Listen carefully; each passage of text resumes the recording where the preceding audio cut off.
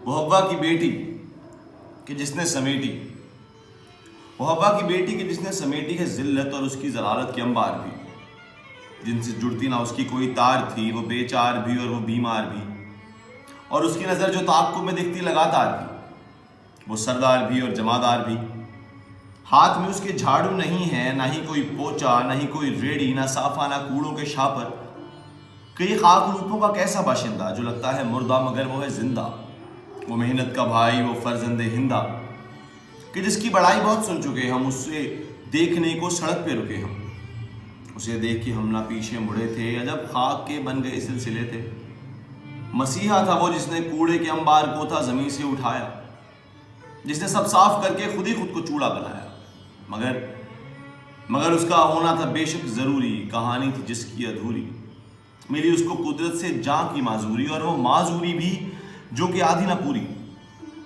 میری جان ہاری تھی میں نے انہی کے لیے جو کہ نظروں میں سب کے تھے چوڑے بنے اور بنتے گئے تھے،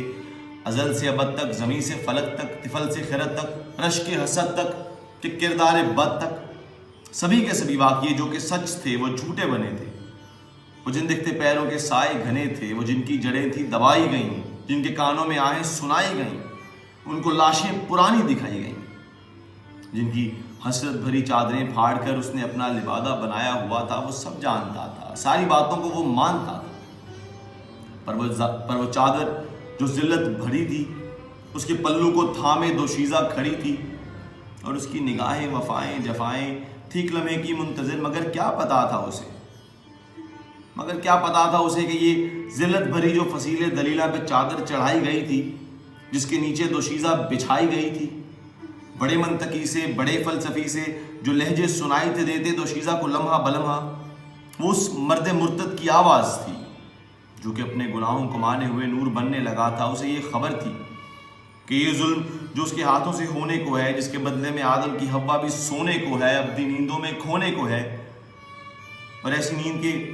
جس نیند پہ جانے کی خاطر اس کی ساتھی اس کی ہمدم بن کے نکلی چادر حوا، زلیخا، ہاجرہ و آسیہ، مریم، جو حوا سے تھی آئی پاس مریم کے اور اس کے تار کو نوچا گیا، ہر ایک کو سوچا گیا، پھر چادر مریم بڑھی آگے خدیجہ کو ملی، پھر اور آگے بڑھتے بڑھتے آج پہنچی ہے دوشیزہ کے مقام میں، وہ مقام آہو فغاں میں، اور وہ آہو فغاں جو آسماں میں اڑتے اڑتے جل گئی تھی، ذلتوں کی میل وہ لڑکی کے اوپر مل گئی تھی، جس کے باعث وہ دوشیزہ شام کے جیسے یوں ہی بس انتظار میں ڈھل گئی تھی، وہ جہاں کی آخری بیٹی، جہاں چھوڑے یہاں سے سب سمیٹے کل گئی تھی، اس جہاں سے دور ہو کے چکنا چور کوہ دور کے اس پار، وہ لڑکی چھوڑ کے دنگل گئی تھی، وہ یہاں سے کل گئی تھی۔